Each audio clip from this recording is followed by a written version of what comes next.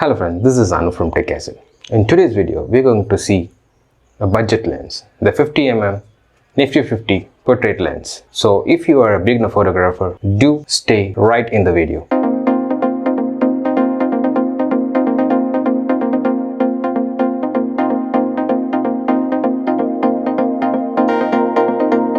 Welcome back friends. So as you guys know, I'm a newbie to this photography and filmography field. So I got a lot of recommendations from senior photographers about what is the best prime lens that I can start my photography journey. And I also Googled a lot, and after seeing a lot of YouTube videos, I got near to this Canon 50mm EF lens, so which has a fast aperture of f1.8, and this is the best lens that you can buy under a budget. So this Canon EF 50mm f1.8 lens is the best-selling Canon lens ever. It has a fixed focal length of 50mm. So this 50mm focal length is the same way how a human eye sees the outer world. So when used with a full-frame camera, the lens would produce results how a human eye exactly sees the real world. But when you use this lens with APS-C crop sensor bodies or micro four-thirds camera bodies, you will get a different perspective of focal length. So if you are using a micro four-thirds sensor just like me, you would get a crop factor of, so you'll get a focal length of 71mm on a full frame equivalent.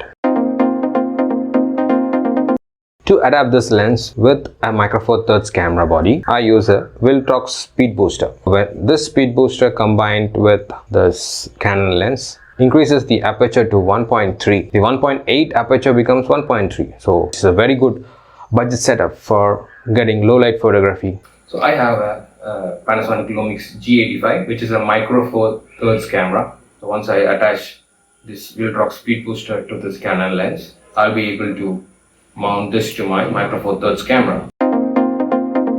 Why is this lens called the Nifty 50? Usually Nifty 50mm lens would have an aperture of 1.4 to 1.8.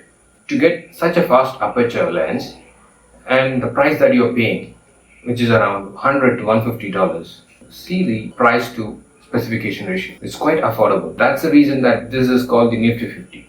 So let's see what are the positives of this Canon 50mm lens. So the video that you are seeing now is being recorded using the Canon 50mm f1.8 STM lens. So this holds the proof that this lens is very good for low light. So I'm using just a ring light.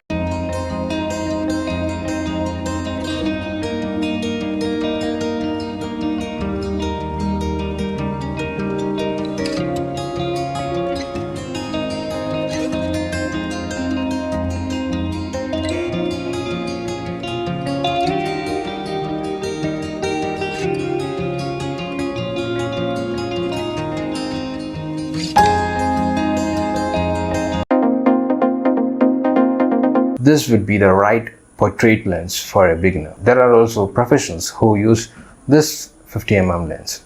So for portraits, this is definitely the way to go. After getting this lens, I started to believe in myself that I also can become a good photographer. So this Canon 50mm lens or any Nifty 50 lens will definitely boost your confidence with respect to the photography.